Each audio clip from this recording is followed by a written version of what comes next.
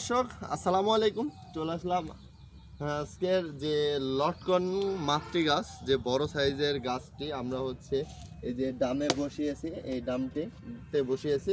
তো এখন কিন্তু মূলত লটকনের ফুল আসার সময়।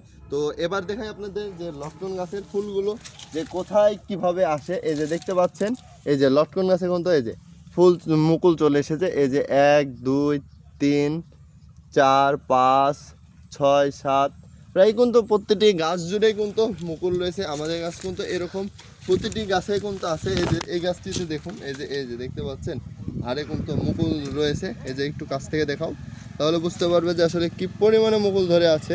এই যে দেখুন যে প্রতিটি লটকন গাছে কি হারে মুকুল ধরেছে।